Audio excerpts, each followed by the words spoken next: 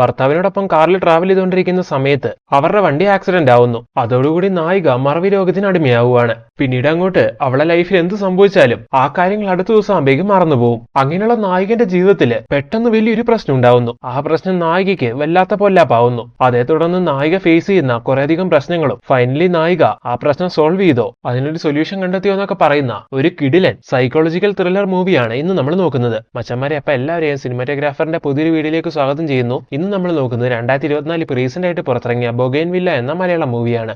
മൂവിയുടെ സ്റ്റാർട്ടിങ്ങിൽ നമ്മുടെ നായകനായ റോയ്സും അവന്റെ ഭാര്യ റീതുവും കൂടി കാറിൽ ട്രാവൽ ചെയ്തുകൊണ്ടിരിക്കുന്നു. ഈ സമയത്ത് അവരുടെ കാർ ആക്സിഡന്റ് ആവുകയാണ്. അങ്ങനെ ആ സീനിൽ കട്ടെ അടുത്ത സീനില് അവിടുന്ന് ഒരു 8 കൊല്ലത്തിന് ശേഷമാണ് കാണിക്കുന്നത്. മൂവിയുടെ സ്റ്റാർട്ടിങ്ങിൽ കാണിച്ച ആക്സിഡന്റില് നായകനായ റോയ്സിന് അധികം ഒന്നും പറ്റുന്നുണ്ടായിരുന്നില്ല. എന്നാൽ കൂടെ ഉണ്ടായിരുന്ന റീതു എന്ന് പറയുന്ന നായികയ്ക്ക് ആ ആക്സിഡന്റോടെ അംനീഷ്യ ബാധിക്കപ്പെട്ടു. അങ്ങനെ അവിടുന്ന് 8 കൊല്ലത്തിന് ശേഷം ഇപ്പൊ പ്രസന്റ് കാണിക്കുമ്പോൾ നമ്മുടെ നായിക റീതു അവരുടെ 2 മക്കളെയും കൊണ്ടേ ഇപ്പൊ സ്കൂൾ വാൻ കയറ്റി വിടുവാണ്. അതിനുശേഷം പാൽക്കാരൻ പാല് കൊടുക്കുമ്പോൾ ആ പാൽ പാക്കറ്റും വാങ്ങി റീതു നേരെ വീട്ടിലേക്ക് തിരിച്ചു വരുന്നു. എന്നിട്ട് വീട്ടിലെ ജോലിക്കാരിയായ രമേനോട് മക്കള് സ്കൂളിൽ പോയോ എന്ന് നായിക ചോദിക്കുവാണ്. ചേച്ചിയല്ല അവരെ ഇപ്പൊ വാനി കയറ്റി വിട്ടത്. ഇങ്ങനെ രമ ചോദിക്കുന്ന സമയത്ത് അങ്ങനെ നടന്നായെന്നൊന്ന് നായിക ആലോചിക്കുവാണ്. നമ്മൾ ഓൾറെഡി പറഞ്ഞായിരുന്നല്ലോ മൂവിയുടെ സ്റ്റാർട്ടിങ്ങിൽ കാണിച്ച ആക്സിഡന്റ് കൊണ്ട് നായികയ്ക്ക് അംനേഷ്യ ബാധിച്ചു എന്ന്. അതുകൊണ്ടാണ് തൊട്ടു മുമ്പ് നടന്ന കാര്യം പോലും നായികയ്ക്ക് ഓർമ്മയില്ലാത്തത്. അങ്ങനെ ഇപ്പൊ ഇതെല്ലാം കഴിഞ്ഞ് നമ്മുടെ നായികയാണെങ്കിൽ വീട്ടിൽ അവൾക്ക് വേണ്ടി ഒരു പെയിന്റിംഗ് റൂം ഉണ്ടായിരുന്നു. അവിടേക്ക് കയറി ചെല്ലുന്നു. ഡ്രോയിങ്സിൽ നായികയ്ക്ക് ഭയങ്കര ഇൻട്രസ്റ്റ് ആയിരുന്നു. നായിക എപ്പോഴും വരയ്ക്കാറുള്ളത് ബൊഗെയിൻവില്ലയുടെ ചിത്രങ്ങളായിരുന്നു. അങ്ങനെ ഇപ്പൊ അതെല്ലാം കാണിച്ചുകൊണ്ട് ആ സീനോടെ കട്ടാക്കി അടുത്ത സീനിൽ നമ്മുടെ നായകനായ റോയ്സിനെ കാണിക്കുന്നു.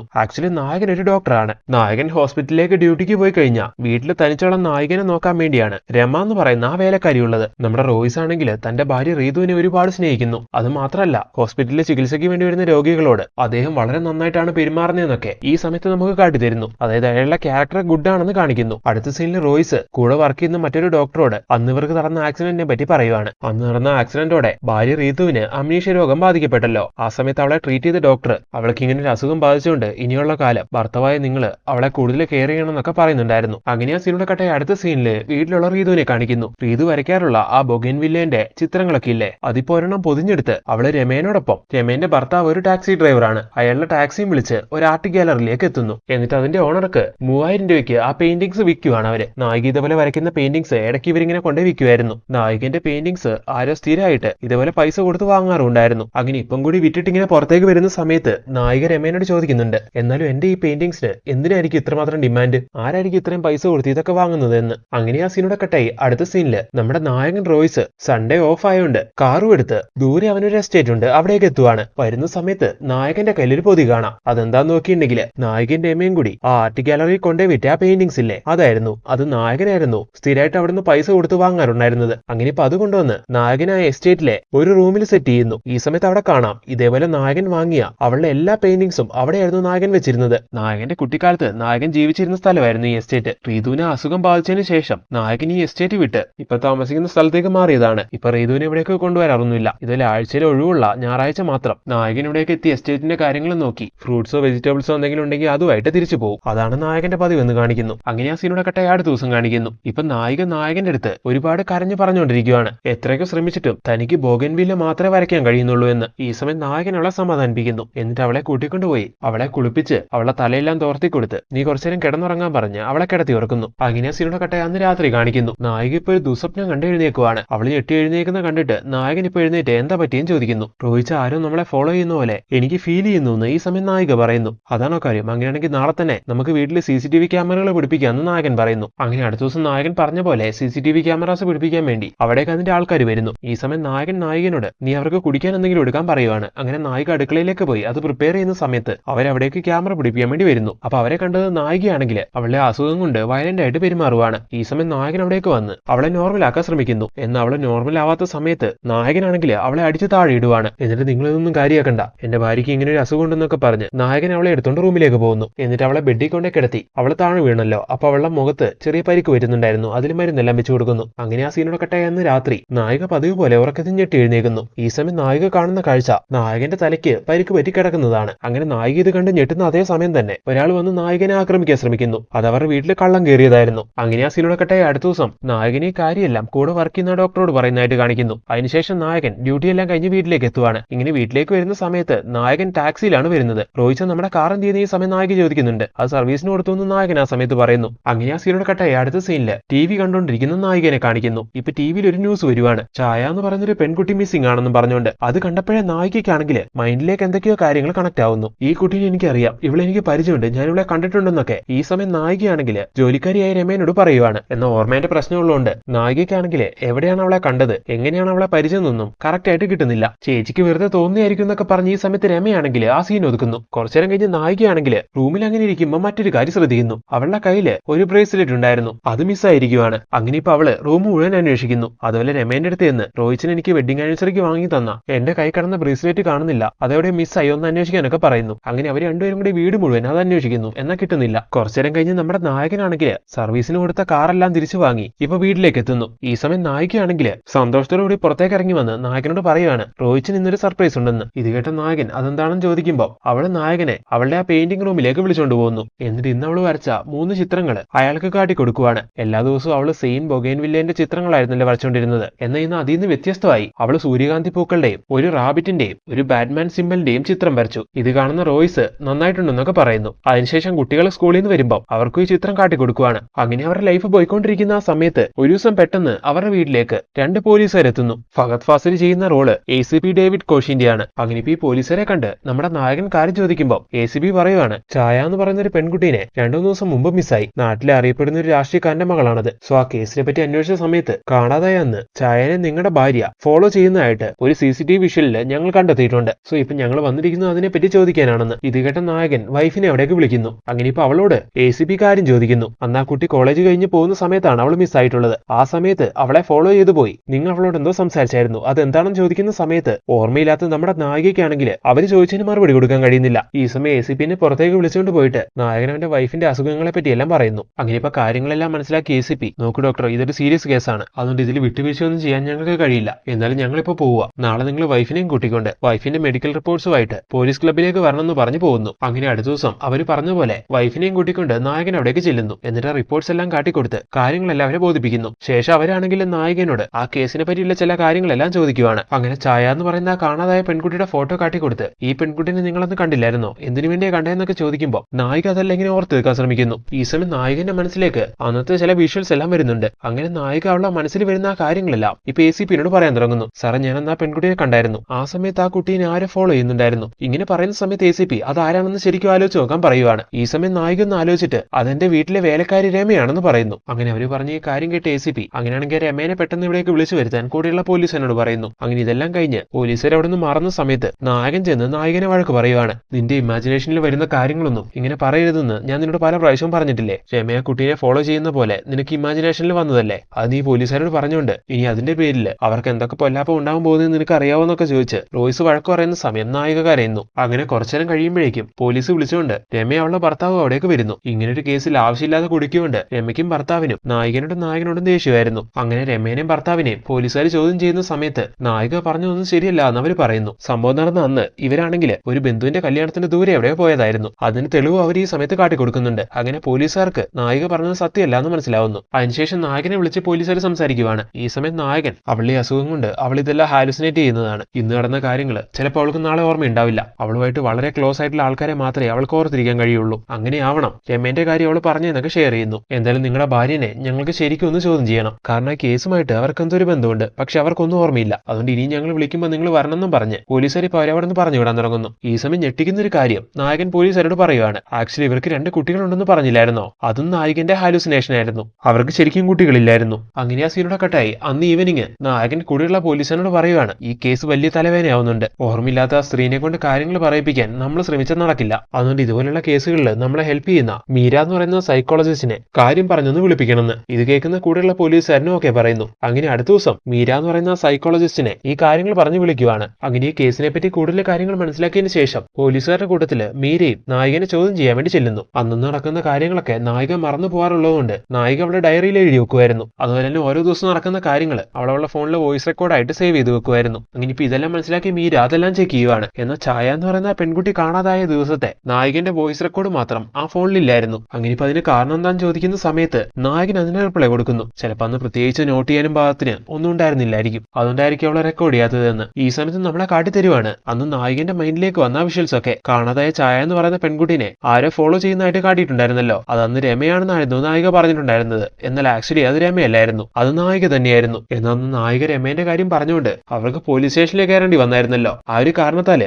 അവർക്കാണെങ്കിൽ ഇവരോട് ദേഷ്യം ഉണ്ടായിരുന്നു. അത് ഓൾറെഡി നമ്മൾ പറഞ്ഞായിരുന്നു. അങ്ങനെ ആ കാരണത്താൽ ഇനി അങ്ങോട്ട് ജോലിക്ക് പോകണ്ടെന്ന് രമേനോട് അവളുടെ ഭർത്താവ് പറഞ്ഞു. അങ്ങനെ ഇപ്പൊ രമ ജോലിക്ക് വരാത്തോണ്ട് നായകനും കൂടി ചെന്ന് അന്ന് അങ്ങനെ പോലീസിനോട് പറഞ്ഞു പോയതിനെല്ലാം മാപ്പ് ചോദിക്കുന്നു. അവൾക്ക് ഇങ്ങനെ ഒരു അസുഖമുള്ളതുകൊണ്ടല്ലേ അവൾ അങ്ങനെ എല്ലാം പറഞ്ഞു പോയത്, അത് നിങ്ങൾ ദയവ് ഇത് മനസ്സിലാക്കണം. എന്നിട്ട് ആ ദേഷ്യമെല്ലാം മറന്നു കളഞ്ഞ് വീണ്ടും ജോലിക്ക് വരണം എന്നൊക്കെ പറഞ്ഞ് നായകൻ ഇപ്പൊ അവരോട് റിക്വസ്റ്റ് ചെയ്യുന്നു. കാരണം രമേനെ പോലെ ഇതുമായിട്ട് ഇണങ്ങുന്ന ഒരു ജോലിക്കാരനെ പെട്ടെന്ന് കണ്ടുപിടിക്കുക എന്നുള്ളത് നല്ല ഡിഫിക്കൽട്ട് ആയിരുന്നു. അങ്ങനെ ഇപ്പൊ ഈ കാര്യങ്ങളെല്ലാം സംസാരിക്കുന്ന സമയത്ത് ഇവരുടെ അവസ്ഥ അവർക്ക് മനസ്സിലാവുന്നു. അങ്ങനെ ദേഷ്യമെല്ലാം മറന്നു കളഞ്ഞ് വീണ്ടും രമ അവിടേക്ക് ജോലിക്ക് പോകാൻ തുടങ്ങുന്നു. അങ്ങനെ ഇരിക്കുന്ന സമയത്ത് ആ ഏരിയയില് ഒരു പാലത്തിനടിയിലായിട്ട് ഒരു വ്യക്തിന്റെ ഡെഡ് ബോഡി കിട്ടുന്നു. അങ്ങനെ പോലീസുകാര് ആ ഡെഡ് ബോഡി ചെക്ക് ചെയ്യാൻ വേണ്ടി വരുന്ന സമയത്ത് ആ മരിച്ചയാളുടെ കയ്യിലായിട്ട് ഒരു ബ്രേസ്ലെറ്റ് ഉണ്ടായിരുന്നു. അതൊന്നും നായികയ്ക്ക് നഷ്ടപ്പെട്ട അവളുടെ ബ്രേസ്ലെറ്റ് ആയിരുന്നു. അങ്ങനെ ഇപ്പൊ പോലീസുകാര് ആ ഡെഡ് ബോഡിയിൽ നിന്ന് കിട്ടിയ ആ ബ്രേസ്ലെറ്റ് എല്ലാം എടുത്ത് പരിശോധിക്കുന്നുണ്ട്. ഇതേസമയം വീട്ടിലുള്ള നായികനെ രമേനെയും കാണിക്കുന്നു. അവരിപ്പോ എന്തോ സംസാരിച്ചുകൊണ്ടിരിക്കുമ്പോൾ ആ ബ്രേസ്ലെറ്റിന്റെ കാര്യം ഓർക്കുന്നു. അത് ഇതുവരെ കിട്ടിയില്ലല്ലോ, നമ്മൾ വീട് മുഴുവൻ ചെക്ക് ചെയ്തു, എന്നാൽ നമ്മൾ കാർ ചെക്ക് ചെയ്തില്ല, നമുക്കതുകൊണ്ട് കാറും ചെക്ക് ചെയ്താലോ എന്നും പറഞ്ഞ് രമ നായികനെയും കൂട്ടിക്കൊണ്ട് കാർ ചെക്ക് ചെയ്യുന്നു. എന്നാൽ കാറിലും ഇല്ലായിരുന്നു. ഈ സമയത്താണ് രമ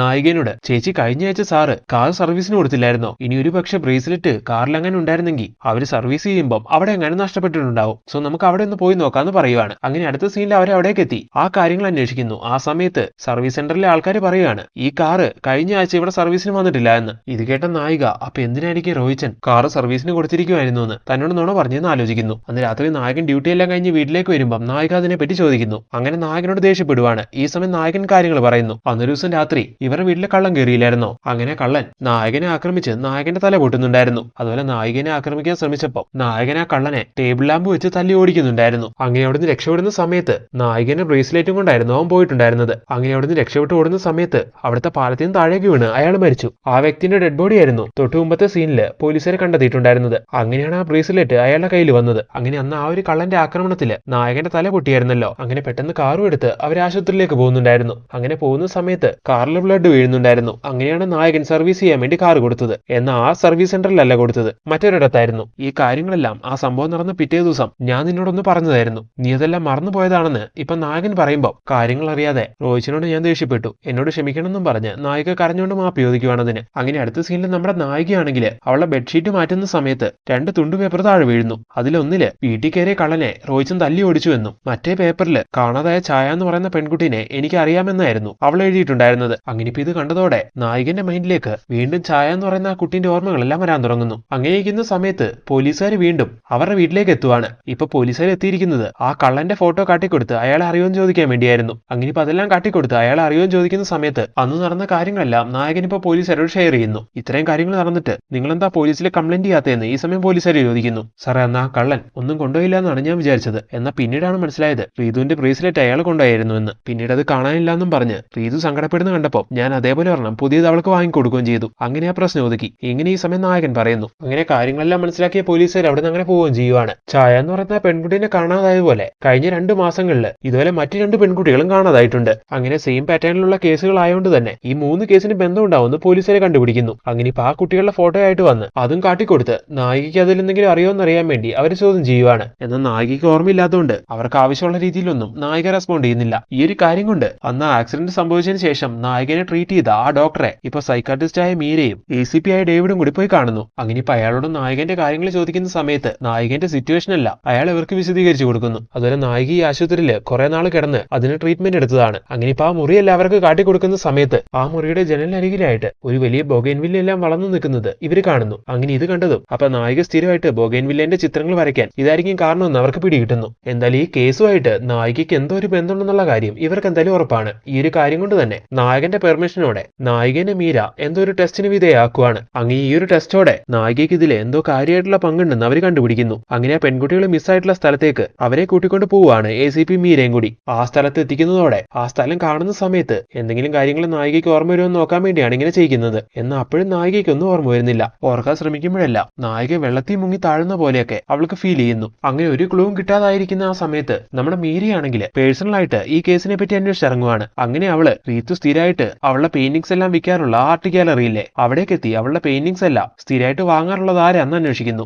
അങ്ങനെ മീര കണ്ടെത്തുവാണ് അത് നായകനാണെന്ന്. അങ്ങനെ നായകനോട് അതിനെപ്പറ്റി ചോദിക്കാനായിട്ട് ഒന്ന് സംസാരിക്കാനുണ്ടെന്നും പറഞ്ഞ് മീര അവനെ കോൾ ചെയ്യുന്നു. അന്ന് ഞായറാഴ്ച ഡ്യൂട്ടി ഇല്ലാത്തതുകൊണ്ട് നായകൻ അവന്റെ എസ്റ്റേറ്റിലായിരുന്നു. അങ്ങനെ ഇപ്പൊ അവിടേക്ക് മീര അവനെ കാണാൻ വേണ്ടി ചെല്ലുന്നു. അങ്ങനെ കാര്യങ്ങൾ ചോദിക്കുന്ന സമയത്ത് മാഡം അവൾക്ക് ആകെയുള്ള ഒരു സമാധാനമാണ്, അവൾ വരയ്ക്കുന്ന ഡിമാൻഡ് ഉണ്ട്, അത് വാങ്ങിക്കാൻ ആളുണ്ടെന്ന് അറിയുമ്പോൾ അവൾക്ക് വീണ്ടും വരയ്ക്കാനുള്ള ഒരാവേശം കിട്ടും, ഒരു സമാധാനം കിട്ടും. അതിനുവേണ്ടിയാണ് ഞാൻ ഇങ്ങനെയെല്ലാം ചെയ്യുന്നതെന്ന് നായകൻ ആ സമയം പറയുന്നു. ശേഷം മീര ആ എസ്റ്റേറ്റിനെ പറ്റി ചോദിക്കുന്നു. ഇതെന്റെ ഗ്രാൻഡ് ഫാദറിന്റെ ആയിരുന്നു, ഞാൻ ചെറുപ്പത്തിൽ ജനിച്ചു വളർന്നതല്ല ഇവിടെയാണ്. ഗ്രാൻഡ് ഫാദർ അദ്ദേഹത്തിന്റെ മരണത്തിന് ശേഷം ഇതെന്റെ പേരിൽ എഴുതി, അങ്ങനെ ഇതെനിക്ക് സ്വന്തമായി. അങ്ങനെ ഈ കാര്യങ്ങളെല്ലാം നായകൻ പറഞ്ഞുകൊണ്ടിരുന്ന അതേ സമയം തന്നെ അവിടെയുള്ള ജനലിലൂടെ മീര ഒരു കാഴ്ച കാണുന്നു. പുറത്തൊരുപാട് ബൊഗൈൻ വില്ല വളർന്നു നിൽക്കുന്നത്. അത് മാത്രമല്ല എസ്റ്റേറ്റിനോട് ചേർന്ന് ഒരു പന്നി ഫാം ഉണ്ടായിരുന്നു. അവിടുന്ന് പന്നികളുടെ ശബ്ദവും തൊട്ടടുത്തായിട്ട് വലിയൊരു പട്ടിക്കൂടുണ്ടായിരുന്നു. അവിടെ കുറെ പട്ടികളും. അങ്ങനെ ഇതെല്ലാം കണ്ടതോടെ എന്തോ ഒരു മർമ്മം തോന്നി മീരയാണെങ്കിൽ പെട്ടെന്ന് തന്നെ അവിടുന്ന് ഇറങ്ങുന്നു. അതിനുശേഷം മീരയാണെങ്കിൽ നായികനെ വന്ന് കണ്ട് നാളെ നമുക്ക് രണ്ടുപേർക്കും കൂടി റോയ്സിന്റെ എസ്റ്റേറ്റ് വരെ ഒന്ന് പോകണം, അതിൽ നിങ്ങൾക്ക് കുട്ടികളില്ല, ഇങ്ങനെയുള്ള കാര്യങ്ങളെല്ലാം ഷെയർ ചെയ്യുന്നുണ്ടായിരുന്നു. അങ്ങനെ അന്ന് മീര പറഞ്ഞു കൊടുത്ത കാര്യങ്ങളെല്ലാം മറക്കാതിരിക്കാൻ വേണ്ടി നമ്മുടെ നായികയാണെങ്കിൽ കുറിപ്പ് പോലെ എഴുതി ബെഡ്ഷീറ്റിനടിയിൽ വെക്കുന്നുണ്ടായിരുന്നു. അടുത്ത ദിവസം രാവിലെ എഴുന്നേക്കുന്ന സമയത്ത് നായകൻ അത് കറക്റ്റ് ആയിട്ട് ചെക്ക് ചെയ്യുന്നു. അങ്ങനെ അതെല്ലാം നായകൻ കാണുവാണ്. കുറെ നേരം കഴിഞ്ഞ് ഉറക്കം എഴുന്നേൽക്കുമ്പോൾ നായികയെ സ്ഥിരം ചെയ്യാറുള്ളത് പോലെ ഇന്നലെ എഴുതി വെച്ച കുറിപ്പുകൾ എടുക്കുന്നു. എന്നിട്ട് അതെല്ലാം വായിക്കുവാണ്. ഇന്ന് എസ്റ്റേറ്റിലേക്ക് പോവാന്ന് മീര ഇന്നലെ വന്നപ്പോൾ പറഞ്ഞായിരുന്നല്ലോ. ഈ ഒരു കാരണം കൊണ്ട് തന്നെ നമ്മുടെ നായികയാണെങ്കിൽ ഇപ്പൊ മീരനെ കോൾ ചെയ്യുന്നു. എന്നാൽ മീരന്റെ ഫോണിലേക്ക് കോൾ പോകുന്നില്ലായിരുന്നു. കുറച്ചു നേരം കഴിയുമ്പോഴേക്കും അവിടേക്ക് പോലീസുകാർ വരുന്നു. എന്നിട്ട് വീട്ടിലുള്ള CCTV ക്യാമറസ് എല്ലാം ചെക്ക് ചെയ്യാൻ പറയുവാണ്. ഈ സമയം നായകൻ കാര്യം ചോദിക്കുമ്പോൾ ഇന്നലെ മുതൽ സൈക്കാട്രിസ്റ്റ് മീരനെ കാണാനില്ല എന്ന് പോലീസുകാർ പറയുന്നു. എന്നാൽ അവിടെയുള്ള CCTV ചെക്ക് ചെയ്യുമ്പോൾ മീര ഇന്നലെ ഇവിടെ വന്നു പോയതായിട്ടുള്ള തെളിവുകളെല്ലാം കാണുന്നുണ്ടല്ലോ. അപ്പൊ പോലീസുകാർ അതിനെ പറ്റി ചോദിക്കുന്നു. മീര ഇന്നലെ ഇവിടെ വന്നായിരുന്നു, എന്ന് എന്താ എന്നോട് സംസാരിച്ചെന്നുള്ള കാര്യം എനിക്ക് ഓർമ്മയില്ല എന്ന് ഈ സമയം നായിക പറയുന്നു. ഇതെല്ലാം കേൾക്കുന്ന പോലീസുകാർക്കാണെങ്കിൽ ആകെ തലയ്ക്ക് ഭ്രാന്താവുന്നു. ഇനി എന്ത് ചെയ്യുന്നുള്ള രീതിയിൽ അവരവിടെ നിന്ന് ഇറങ്ങുവാണ്. അവര് പോയി കഴിഞ്ഞതും നായകൻ നേരെ അവന്റെ വണ്ടി എടുത്തുകൊണ്ട് അങ്ങനെ അവന്റെ എസ്റ്റേറ്റിലേക്ക് വരുന്നു. എന്നിട്ട് അവിടെയുള്ള പട്ടികൾക്കും പന്നികൾക്കെല്ലാം മീറ്റെല്ലാം കൊടുത്തതിന് ശേഷം കുറച്ച് ഡ്രിങ്ക്സും എടുത്ത് അതും കുടിച്ചുകൊണ്ട് അവന്റെ ഗ്രാൻഡ് ഫാദറിന്റെ ഫോട്ടോയിലേക്ക് നോക്കി അങ്ങനെ ഇരിക്കുന്നു. ഈ സമയം അവന്റെ കുട്ടിക്കാലം എല്ലാം ഒരു ഫ്ലാഷ് ബാക്കിലൂടെ കാണിക്കാൻ തുടങ്ങുന്നു. നായകന്റെ ചെറുപ്പകാലത്ത് തന്നെ അവന്റെ അച്ഛനും അമ്മയും തമ്മിൽ പിരിഞ്ഞായിരുന്നു. അതിനുശേഷം അമ്മ അവനെയും കൊണ്ട് ജീവിച്ചത് ഇവിടെ അവന്റെ ഈ മുത്തച്ഛന്റെ എസ്റ്റേറ്റിലായിരുന്നു. അവന്റെ ആ മുത്തച്ഛൻ ഈ ലൊക്കാലിറ്റിയിലെ വലിയൊരു ജമ്മിയായിരുന്നു. അയാളുടെ ചില ബാഡ് ഹാബിറ്റ്സ് എല്ലാം നായകൻ ആ സമയം കണ്ടുപിടിച്ചിട്ടുണ്ട്. അയാൾക്ക് ആഗ്രഹം തോന്നുന്ന പെൺകുട്ടികളെല്ലാം പിടിച്ചുകൊണ്ട് വന്ന് അവരെ അയാളെ റേപ്പ് ചെയ്യുമായിരുന്നു. റേപ്പ് ചെയ്തതിനു ശേഷം അവരെ കൊന്ന് വെട്ടിനുറുക്കി ഫാമിലെ പന്നികൾക്ക് തീറ്റയായിട്ട് കൊടുക്കുമായിരുന്നു. അങ്ങനെ ഇപ്പൊ പ്രസന്റിൽ ഈ കാര്യങ്ങളെല്ലാം ആലോചിച്ച് നായകൻ കുറച്ചുനേരം മുത്തച്ഛന്റെ ഫോട്ടോയെ നോക്കി അങ്ങനെ ഇരിക്കുന്നു. അതിനുശേഷം നായകൻ ആ എസ്റ്റേറ്റിന്റെ അണ്ടർഗ്രൗണ്ടിലേക്ക് വരുവാണ്. ഈ സമയം അവിടെ ഒരു ഞെട്ടിക്കുന്ന കാഴ്ച നമ്മളെ കാണിക്കുന്നു. കാണാതായ മീരേനെ നായകനോടെ കെട്ടിവെച്ചിരിക്കുവാണ്. അതെ, അവളെ തട്ടിക്കൊണ്ടു വന്നിരുന്നത് നായകനായിരുന്നു. അങ്ങനെ ഇപ്പൊ കെട്ടിവെച്ചിരിക്കുന്ന അവളെ നായകൻ എന്തോ മയക്കുമരുന്നെല്ലാം കുത്തിവെക്കുന്നു. ഈ സമയത്താണ് നമുക്ക് മനസ്സിലാവുന്നത് നായകന്റെ മുത്തച്ഛന്റെ ആ സൈക്കോ സ്വഭാവം കറക്റ്റ് ആയിട്ട് നായകനും കിട്ടിയിരിക്കുവാണ്. അതേപോലെയാണ് ഇപ്പൊ നായകനും ചെയ്യുന്നത്. അറ്റ് ദ സെയിം ടൈം റീതുവിനെ കാണിക്കുന്നു. വീട്ടിലുള്ള റീതുവിന് ഇപ്പൊ എന്തൊക്കെയോ കാര്യങ്ങളിൽ എന്തൊക്കെയോ ഡൗട്ട് തോന്നാൻ തുടങ്ങുവാണ്. അങ്ങനെ ഇപ്പൊ വേലക്കാരനെയും കൊണ്ട് അവൾ അവിടുത്തെ CCTV ക്യാമറസ് എല്ലാം ചെക്ക് ചെയ്യിപ്പിക്കുന്നു. അങ്ങനെ ഭർത്താവായ റോയ്സിന്റെ പെരുമാറ്റത്തില് എന്തൊക്കെയോ ഡൗട്ടുകൾ അതിലൂടെ അവൾക്ക് കണ്ടെത്താൻ കഴിയുന്നു. അങ്ങനെ പെട്ടെന്ന് തന്നെ രമേന്റെ ഭർത്താവിനെയും കൂട്ടിക്കൊണ്ട് നായിക എസ്റ്റേറ്റിലേക്ക് പോവാണ്. അങ്ങനെ അവരവിടേക്ക് എത്തുന്ന സമയം അണ്ടർഗ്രൗണ്ടിലായിരുന്ന നായകൻ പെട്ടെന്ന് അവിടുത്തെ ഡോറെല്ലാം ക്ലോസ് ചെയ്ത് നേരെ മുകളിലേക്ക് കയറി വരുന്നു. എന്നിട്ട് രമേനെയും നായികനെ എസ്റ്റേറ്റിന്റെ ഉള്ളിൽ കയറ്റിയിരുത്തി ഡോറ് പുറത്തുനിന്ന് ക്ലോസ് ചെയ്തിട്ട് പുറത്ത് വണ്ടിയുടെ അടുത്ത് വെയിറ്റ് ചെയ്യുന്ന രമേന്റെ ഭർത്താവിനെ പൊതിരം തല്ലി അയാൾ അവിടെ വെച്ച് കുത്തിക്കൊല്ലുന്നു. ഇത് ഈ സമയം എസ്റ്റേറ്റിനകത്തിരിക്കുന്ന നായികയും രമയും കാണുന്നു. അങ്ങനെ അവരവിടെ കിടന്ന് നിലവിളിക്കാൻ തുടങ്ങുവാണ്. ഇപ്പോഴാണ് ശരിക്കും നായകന്റെ സ്വഭാവം അവർക്ക് പിടികിട്ടിയത്. അങ്ങനെ ഇപ്പൊ അവരവിടെ നിന്ന് രക്ഷപ്പെടാൻ തുടങ്ങുന്ന സമയം രമേനെ നായകൻ അടിച്ചു ബോധം കെടുത്തി വീഴുന്നു. എന്നിട്ട് അവളെയും കൊണ്ടുവന്ന് മീരനെ കിടത്തിയിരിക്കുന്ന സ്ഥലത്ത് കിടത്തുവാണ്. ശേഷം റീതുവിനോട് ഒന്നുമില്ല നിനക്ക് ഞാനുണ്ടെന്നും പറഞ്ഞ് രോഗിയായ അവളെ സമാധാനിപ്പിച്ച് അവിടെയുള്ള ഒരു റൂമിൽ കൊണ്ടേ കിടത്തുന്നു. ആ റൂമിലായിരുന്നു ഇത്രയും നാളും അയാൾ വാങ്ങിക്കൂട്ടിയ അവളുടെ ആ പെയിന്റിങ്സ് എല്ലാം അയാൾ വെച്ചിട്ടുണ്ടായിരുന്നത്. അങ്ങനെ ഇപ്പൊ അതെല്ലാം അവിടെ വെച്ച് അയാൾ തീ കൊടുത്തുന്നു. അങ്ങനെ ഇപ്പൊ ഇതെല്ലാം കണ്ട് റീതു ആണെങ്കിൽ ആകെ ഷോക്ക് ആവുന്നു. ഈ സമയമാണ് കുറെ ഓർമ്മകൾ അവളുടെ മനസ്സിലേക്ക് വരാൻ തുടങ്ങുന്നത്. ശരിക്കും നായകൻ ഒരു ആക്സിഡന്റ് ക്രിയേറ്റ് ചെയ്ത് നായകന്റെ ഓർമ്മ നഷ്ടപ്പെടുത്തി ഈ ഒരു രീതിക്ക് നായകൻ ഇങ്ങനെ ട്രീറ്റ് ചെയ്തുകൊണ്ടിരിക്കുകയായിരുന്നു. ശരിക്കും നായകൻ കാണാതായ 3 പെൺകുട്ടികളെ കടത്തിയത് മറവി രോഗമുള്ള നായകനെ ഉപയോഗിച്ചായിരുന്നു. അങ്ങനെ തട്ടിക്കൊണ്ടുവന്ന പെൺകുട്ടികളെല്ലാം ഇങ്ങനെ എസ്റ്റേറ്റിലേക്ക് കൊണ്ടുവന്ന് അവരോട് മോശമായിട്ട് പെരുമാറിയതിനു ശേഷം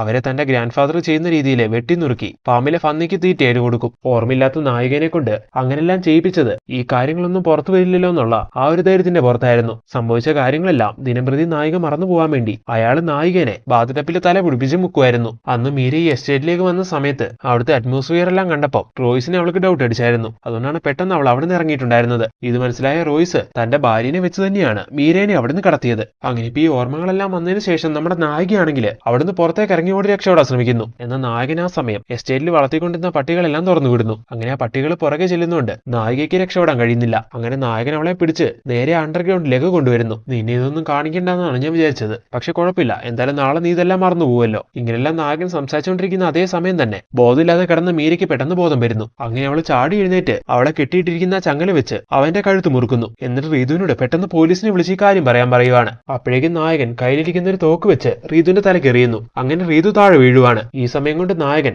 മീര തന്റെ കഴുത്തിലൂടെ ഇട്ട് ആ ചങ്ങലയെല്ലാം പിടിപ്പിക്കുന്നു. എന്നിട്ട് അവളെ ആക്രമിക്കാൻ തുടങ്ങുവാണ്. അപ്പോഴേക്കും നായിക എഴുന്നേറ്റ് ആ തോക്കെടുത്ത് നായകനെ നേരെ ചൂണ്ടുന്നു. അപ്പോഴേക്കും മീര റോയ്സിനെ വെടിവെക്കാൻ പറയുന്നു. ഈ സമയം റീതുവിനെ നോക്കി നായകൻ അവളെ കൺവിൻസ് ചെയ്യുന്ന രീതിയിൽ എന്നെ വെടിവെക്കല്, നിന്നെ ഇവള് തെറ്റിദ്ധരിപ്പിക്കുവാണ്, ഈ മീരനെ വേണം കൊല്ലാൻ എന്നുള്ള രീതിയിലൊക്കെ സംസാരിക്കുന്നു. എന്നാൽ അയാളുടെ കൺവിൻസിംഗ് ഒന്നും അവിടെ ഏൽക്കുന്നില്ല. കാരണം ഓൾറെഡി റീതുവിന് കാര്യങ്ങളെല്ലാം മനസ്സിലായിട്ടുണ്ടായിരുന്നു. അങ്ങനെ ഇപ്പോൾ അവള് റോയ്സിന് നേരെ വെടിവെക്കുന്നു. അങ്ങനെ അയാൾ താഴെ വീഴുന്ന അതേ സമയം തന്നെ ബോധം കെട്ട് കിടക്കുമായിരുന്ന രമ്യ എഴുന്നേറ്റ് വന്ന് ഒരു ചെയർ വെച്ച് അയാളെ തലക്കടിക്കുന്നു. ശേഷം അവര് പോലീസിനെ അവിടേക്ക് വിളിച്ചു വരുത്തി കാര്യങ്ങളെല്ലാം പറഞ്ഞ് റോയ്സിനെ അവിടുന്ന് അറസ്റ്റ് ചെയ്യിപ്പിക്കുന്നു. അന്ന് റീതുവിനെ കാണാൻ വേണ്ടി വീട്ടിലേക്ക് എത്തിയ സമയം സ്ഥിരമായിട്ട് ബൊഗൻവില്ലേന്റെ ചിത്രങ്ങൾ മാത്രം വരച്ചുകൊണ്ടിരുന്ന അവള് അതിൽ നിന്നും തികച്ചും വ്യത്യസ്തമായി 3 ചിത്രങ്ങൾ വരച്ചു എന്ന് അറിഞ്ഞിട്ട് അത് റീതു പോയി കാണുന്നുണ്ടായിരുന്നു. അതിലവള് വരച്ചിട്ടുണ്ടായിരുന്നത് സൂര്യകാന്തിയുടെയും റാബിറ്റിന്റെയും അതുപോലെ ബാറ്റ്മാന്റെ സിമ്പിളും ആയിരുന്നല്ലോ. ആ ചിത്രങ്ങൾ 3ഉം കാണാതായ 3 പെൺകുട്ടികളും ധരിച്ച് ഇന്ന ഡ്രസ്സിലുണ്ടായിരുന്നതായിരുന്നു. അങ്ങനെയാണ് റീതു റോയ്സ് ആണ് പ്രതി എന്നുള്ള രീതിയിലേക്കുള്ള ആ ഒരു കൺക്ലൂഷനിലേക്ക് വന്നത്. അങ്ങനെ റോയ്സ് ആണ് പ്രതിയെങ്കിൽ ആ എസ്റ്റേറ്റ് ഒന്ന് ചെക്ക് ചെയ്യുന്ന സമയം അവിടുന്ന് എന്തെങ്കിലും ക്ലൂസ് കിട്ടാതിരിക്കില്ല. അതിനുവേണ്ടിയാണ് അടുത്ത ദിവസം നായകനെയും കൂട്ടിക്കൊണ്ട് അവിടേക്ക് പോവാന്ന് അവൾ പ്ലാൻ ചെയ്തതും. എന്നാൽ അതിനു മുമ്പ് ഇങ്ങനെയെല്ലാം സംഭവിച്ചു പോയില്ലേ. എന്തായാലും ഇപ്പൊ ഇതുപോലുള്ള കാര്യങ്ങളെല്ലാം മനസ്സിലാക്കിയതിനു ശേഷം പോലീസുകാരും ചില കാര്യങ്ങൾ അന്വേഷിച്ച് കണ്ടുപിടിക്കുന്നുണ്ട്. ശരിക്കും നായകന്റെ പേര് റീതു എന്നല്ല, എസ്തർ എന്നാണ്. 8 കൊല്ലത്തിനു മുമ്പ് എസ്തർ ആയിരുന്ന നിന്നെ ഒരു അപകടത്തിൽപ്പെടുത്തി നിന്റെ ഓർമ്മകളെല്ലാം നശിപ്പിച്ച് അവൻ റീതു ആക്കി മാറ്റുമായിരുന്നു എന്ന് ഈ സമയം പോലീസുകാര് റീതുവിന് പറഞ്ഞു കൊടുക്കുന്നു. അങ്ങനെ ഈ കാര്യങ്ങളെല്ലാം അറിയുന്ന സമയത്ത് നായിക കരയുന്നു. അങ്ങനെ ആ സീനോടെ കട്ടായി. ഇപ്പൊ മറവി രോഗത്തിനുള്ള ട്രീറ്റ്മെന്റിലെല്ലാം നായിക കറക്റ്റ് ആയിട്ട് എടുക്കുന്നതായിട്ട് കാണിക്കുന്നു. ശേഷം ഇപ്പൊ ജയിലിൽ കഴിയുന്ന റോയ്സിനെ കാണാൻ വേണ്ടി അവൾ ജയിലിലേക്ക് വരുവാണ്. അങ്ങനെ ഇപ്പൊ അയാളെ വന്ന് കണ്ട് ചെയ്ത് കൂട്ടിയതിനെല്ലാം നായിക 2 വർത്താനം പറയുന്നു. ഈ സമയം ഇതെല്ലാം കേട്ട് റോയ്സ് ഒരു സൈക്കോനെ പോലെ ചിരിക്കുന്നു. അങ്ങനെ പറയാനുള്ളതെല്ലാം പറഞ്ഞു കഴിഞ്ഞ് നായിക അവിടുന്ന് സ്ലോ മോഷനിൽ പുറത്തേക്ക് വരുന്നതായിട്ട് കാണിച്ചുകൊണ്ടാണ് ഈ മൂവി എൻഡ് ചെയ്യുന്നത്. അപ്പൊ മച്ചാന്മാരെ, എങ്ങനെയുണ്ടായിരുന്നു ഈ മൂവി? നിങ്ങൾക്ക് എല്ലാവർക്കും ഈ മൂവി ഇഷ്ടമായോ? നിങ്ങൾക്ക് ഈ മൂവി ഇഷ്ടമായിട്ടുണ്ടെങ്കിൽ തീർച്ചയായിട്ടും അത് കമന്റ് ബോക്സിലൂടെ ഞങ്ങളെ അറിയിക്കണം. അതുപോലെ ഞങ്ങൾ ചെയ്യുന്ന ഈ വീഡിയോസ് എല്ലാം നിങ്ങൾക്ക് ഇഷ്ടമാവുന്നുണ്ടെങ്കിൽ തീർച്ചയായിട്ടും ഞങ്ങളെ സപ്പോർട്ട് ചെയ്ത് കൂടെ നിൽക്കണം. Then see you next video. Thank you so much.